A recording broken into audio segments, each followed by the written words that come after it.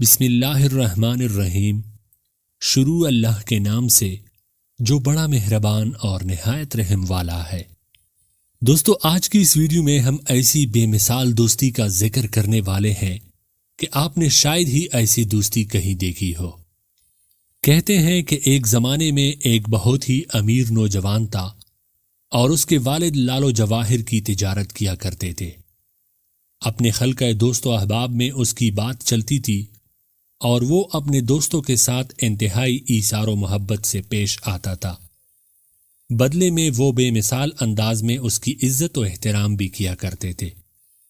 دن گزرتے گئے، نوجوان کے والد کا انتقال ہو گیا اور خاندان بہت غریب ہو گیا۔ چنانچہ نوجوان نے اپنی خوشحالی کے دنوں کے پرانے دوستوں کو ڈھونڈنا شروع کر دیا۔ اسے پتہ چلا کہ اس کا سب سے پیارا دوست، جس کی وہ بہت تکریم کرتا تھا، جس کے ساتھ اسے بہت پیار تھا، جو کبھی بھی اس کی بات کو نہیں ٹالتا تھا، بہت زیادہ امیر ہو چکا ہے اور بہت زیادہ محلات اور جائیداد کا مالک بھی بن چکا ہے۔ چنانچہ وہ اس کے پاس اس امید سے گیا تاکہ وہ اسے کسی نوکری پر رکھ لے یا پھر اس کے حالات بہتر کرنے کا کوئی راستہ تلاش کرنے میں اس کی مدد کرے۔ جب وہ محل کے دروازے پر پہنچا تو خدام و حشام نے اس کا استقبال کیا۔ اس نے ان سے گھر کے مالک سے اپنے تعلقات اور ان کے درمیان پرانی محبت کا ذکر بھی کیا۔ خدام گئے اور اپنے مالک کو ان کے جگری دوست کے آنے کی خبر سنائی۔ وہ اٹھ کر پردے کے پیچھے سے ایک ایسے شخص کو دیکھتا ہے کہ جس کے کپڑے پٹے ہوئے ہیں اور غربت و فقیری اس کے چہرے سے آیا ہے، لہذا اس نے ملنے سے انکار کر دیا۔ امیر دوست کے خادم اسے بتاتے ہیں کہ ہمارا مالک کسی سے بھی نہیں ملنا چاہتا۔ پس وہ محل سے اس درد و عالم کے ساتھ نکلا کہ کیسے یہ رشتہ محض میری غربت کے سبب مر چکا ہے اور کیسے لوگوں کے دلوں سے اقدار و مروت ختم ہو گئی ہے۔ اب محل کے قریب اس نے دیکھا کہ 3 لوگ آپس میں بحث کر رہے ہیں، جیسے وہ کسی چیز کے بارے میں استفسار کر رہے ہو۔ وہ ان سے پوچھتا ہے کہ وہ کس بارے میں بات کر رہے ہیں، تو وہ ان کے والد کا نام لے کر کہتے ہیں کہ وہ فلاں ابن فلاں کو ڈھونڈ رہے ہیں۔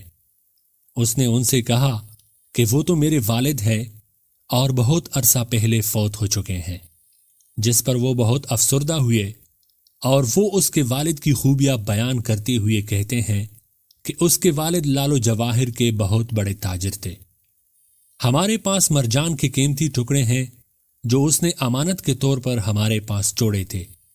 چنانچہ انہوں نے مرجان سے بھرا ہوا ایک بہت بڑا تھیلا اس کے حوالے کیا اور چل دیے۔ اس نوجوان پر خیرت طاری ہو جاتی ہے اور اسے اپنی آنکھوں اور کانوں پر یقین نہیں آتا کہ وہ اسے کیسے سچ مان لے۔ لیکن اب سوال یہ پیدا ہوا کہ وہ اسے کہاں اور کس کو بیچے، کیونکہ اس کے شہر میں تو کوئی بھی ایسا شخص نہیں تھا جو اس کی قیمت ادا کر سکے۔ لہٰذا وہ کسی تاجر کی تلاش میں نکلا۔ تھوڑی دیر کے بعد ایک بڑی عمر کی خاتون سے اس کی ملاقات ہو گئی جو شکل و شباہت سے نیک سیرت لگتی تھی۔ اس خاتون نے اس سے پوچھا کہ بیٹا، مجھے آپ کے شہر میں جوہری کی تلاش ہے، کہاں ملے گا؟ نوجوان نے پوچھا کہ آپ کس قسم کے جوہر خریدنا چاہتی ہے؟ خاتون نے جواب دیا کہ مجھے خوبصورت پتھروں کی تلاش ہے، چاہے وہ کسی بھی قسم کے ہو اور اس کی قیمت کوئی بھی ہو۔ نوجوان نے پوچھا کہ کیا آپ مرجان خریدنا چاہیں گی؟ اس نے کہا کہ میں بالکل خریدوں گی۔ نوجوان نے مرجان کے کچھ ٹکڑے تیلے سے نکالے اور خاتون کے حوالے کر دیے۔ خاتون نے جب قیمتی پتھر دیکھے تو حیران رہ گئی اور وہ ٹکڑے خرید لیے اور یہ کہتی ہوئی چلی گئی کہ وہ باقی والے ٹکڑے خریدنے کے لیے دوبارہ آئے گی۔ یوں نوجوان کے حالات میں بہتری آنے لگی اور اس کی تجارت بحال ہونے لگی۔ پھر اسے اپنے دوست کی یاد آئی جس نے برے حالات میں اس سے ملاقات کرنا گوارا نہیں کی، تو اس نے ایک خط میں 2 اشعار لکھ کر بھیجے کہ میں ایسے دوستوں کی صحبت میں رہا جن میں وفا نہیں، جو ہیلوں اور بہانوں سے دوستی نبھاتے ہیں۔ وہ میری امیری کے وقت مجھے عزت دیتے ہیں اور جب میں مفلس ہو گیا تو وہ جاہلوں والا معاملہ کرتے ہیں۔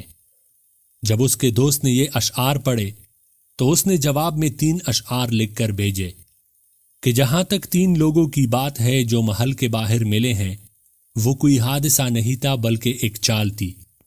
جس عورت نے تم سے مرجان خریدا وہ میری ماں تھی، اور تم میرے بھائی ہو اور میری آخری امید بھی۔ ہم نے آپ کو بخل و کنجوسی کے سبب واپس نہیں کیا، بلکہ ہمیں خوف تھا کہ تم ہمارے سامنے شرمندہ نہ ہو جاؤ۔